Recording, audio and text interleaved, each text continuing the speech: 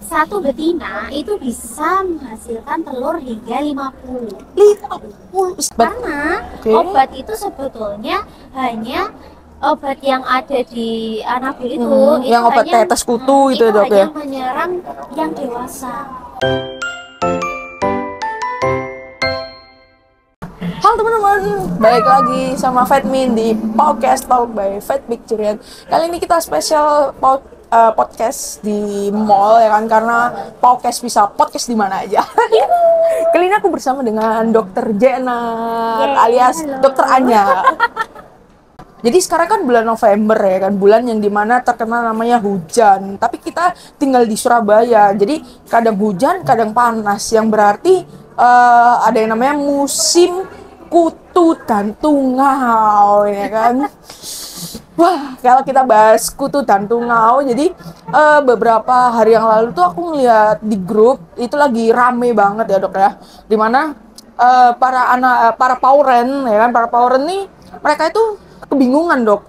Jadi mereka itu udah grooming ya kan, kucingnya udah di grooming, tapi beberapa hari kemudian itu kutunya makin banyak dok. Itu gimana sih dok cara menanganinya gitu? Jadi gimana ya, kalau ketika kita bilang kutu, sebenarnya yang paling banyak terjadi di Indonesia itu sebenarnya kalau sekarang kasusnya itu namanya pinjal ya. Jadi dia kutu yang lompat. Nah itu yang paling banyak. Nah terus habis itu yang kedua itu adalah biasanya tungau. Nah biasanya tungau itu tungau telinga atau skabies ya. Nah kalau misalnya ada lagi itu ada kutu bulu. Nah kalau kutu bulu itu biasanya dia nempel-nempel di dalam bulunya, warnanya coklat-coklat kayak gitu. Nah beda-beda ya, jadi kutunya tuh macam-macam, ada macam-macam banyak kutu yang ada di Indonesia. Tapi sebetulnya penanganannya itu mirip-mirip gitu kan. Nah kalau cuma dimandiin aja sebetulnya itu kurang gitu. Ada beberapa yang kalau misalnya masih di awal-awal mereka mandiin aja itu sudah langsung hilang. Tapi kalau ternyata kutunya itu sudah berkembang biak gitu ya di sana, ya kadang-kadang itu dia akan sudah diobatin gitu, masih 2 minggu kemudian muncul lagi gitu, muncul lagi. Nah itu biasanya. Wah, berarti kalau misalnya udah kayak gitu, gimana sih dok cara penanganan terbaik mengatasi kutu yang habis di grooming dia balik lagi gitu dok? Gimana dok kalau boleh tahu nih, langsung dari dokter Anya? Jadi yang pertama kita harus yang pasti mandi ya. Mandi itu penting juga untuk penanganan kutu. Tapi dilihat dulu kondisi dari Anabil kakak, Anabil porens ya. Soalnya kadang ada yang mereka itu kutunya terlalu parah sehingga nggak bisa untuk mandi. Jadi ternyata kondisi Anabilnya itu jadi sangat down gara-gara dia sudah lama mengalami kutu. Itu kalau kayak seperti itu dia boleh mandi. Iya, kutu kan ini yang ngisap darah ya dok ya? Iya, karena kutu itu ngisap darah gitu. Jadi dia ngisap nutrisi jadi Anabil. Nah setelah itu selain mandi juga biasanya dilakukan pengobatan. Nah pengobatannya itu bisa via injeksi, bisa juga via tetes tengkuk, bisa juga via obat biasanya gitu. Dan itu bisa dilakukan di dokter hewan. Iya. Nah ini macam-macam. Nah yang ketiga yang paling penting itu adalah yang ini biasanya miss gitu ya Pak, Anabil. Porens itu miss itu adalah menjaga kebersihan dari area rumah. Jadi gini, kutu itu kan punya siklus kira-kira 1-4 minggu. Siklus bertumbuh hidup. Nah dia kan juga dari larva, dari telur, larva, terus habis itu menjadi dewasa gitu kan. Nah kalau biasanya satu betina itu bisa menghasilkan telur hingga 50 sekali lahir. Ya 50, udah bayangkan itu satu kutu betina. Wah. Nah sehingga mereka itu Maaf ya teman-teman kalau cahaya-cahaya karena kita podcastnya di mall jadi banyak sorotan lampu gitu. Mereka itu bertelur tuh biasanya malah di kayak area-area di mana kucing atau anak kakak itu biasanya ada. Jadi misalnya nih dari misalnya kakak punya sofa nih ya, dia suka duduk di sofa. Nah, biasanya area-area sofa itu adalah yang harus dibersihkan karena itu yang biasanya mengandung larvanya. Nah, larva tersebut itu oke lah misalnya ya, kakak ngasih obat pada minggu ini, kemudian ya kutu yang ada di badan Anabul Lawrence itu mati pada minggu itu.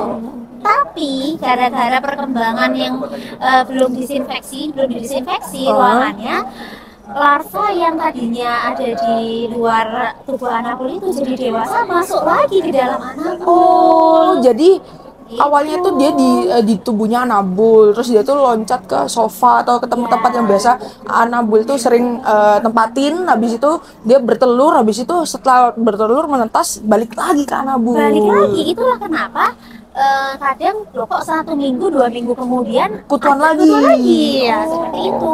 Nah caranya gimana dok supaya kupas tuntas habis gitu ya kutu-kutunya ya sampai ke akar ya dok ya. Kalau misalnya nih yang pertama kakak itu harus punya, kalau kakak punya Anabul banyak itu semua harus diberikan obat semua. Semua. Jadi nggak boleh cuman yang satu aja, cuman si A aja, cuman si B aja, nggak bisa. Harus semuanya. Soalnya semuanya itu pasti akan ketularan. Gitu. Nah, kemudian dilakukan disinfeksi ruangan. Nah, disinfeksi ruangannya pakai apa, dok? Nah, itu biasanya pakai bahan khusus yang bisa kakak-kakak beli di dokter hewan. Nah, itu dia itu pestisida. Jadi pestisidanya itu biasanya dicampurkan dengan air kemudian disemprotkan ke semua area yang pernah dilalui oleh Anabul kakak. Berarti gitu. Kalau misalnya Anabulnya di ruangan, berarti satu ruangan tuh harus disemprot gitu kan? Harus disemprot. Nah, karena satu ruangan itu harus disemprot, makanya biasanya itu dilakukan dalam 1 minggu itu 2 kali. 1 minggu 2 kali. Nah, 2 kali. Dan ketika dilakukan penyemprotan itu tidak boleh ada Anabul maupun humannya. Soalnya apa? Ini kan pestisida kan. Jadi sebetulnya kayak ada baunya gitu. Nah ya sama kan kalau kita nyemprot anti nyamuk gitu. Oke. Dalam satu ruangan gitu ya dok ya? Iya ya, jadi biasanya disemprot-semprot ke sofa-sofa, ke kolong-kolong itu harus bersih seperti itu. Nah kalau misalnya sudah dilakukan seperti itu dan perlu juga mungkin dilakukan pengulangan pengobatan ketika sudah 2 minggu. Jadi minggu pertama dilakukan pengobatan, terus habis itu dilakukan pembersihan juga.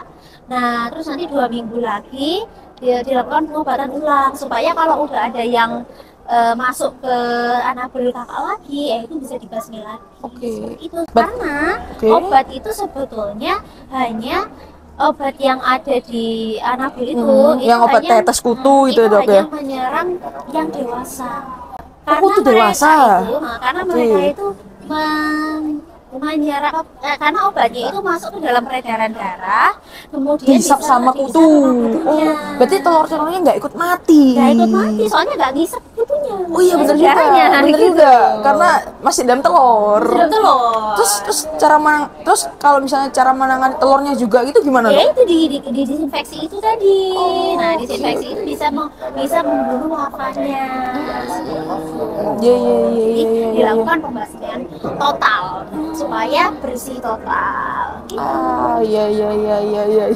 Berarti nggak cuma grooming doang itu bisa tuntas ya dok ya untuk menangani kutu ya dok ya. Berarti ada step-step selanjutnya yang lebih advance atau lebih dalam untuk menuntaskan semua kutu ya kan, baik itu di Anabulnya maupun di lingkungannya gitu ya dok. Oke.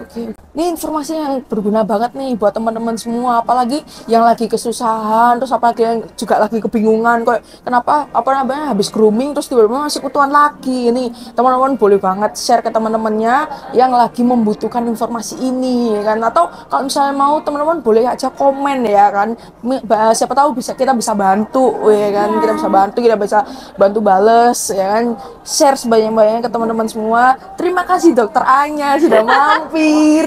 Jangan lupa subscribe. Jangan lupa subscribe teman-teman. Kita balik ya. Terima kasih teman-teman. Bye.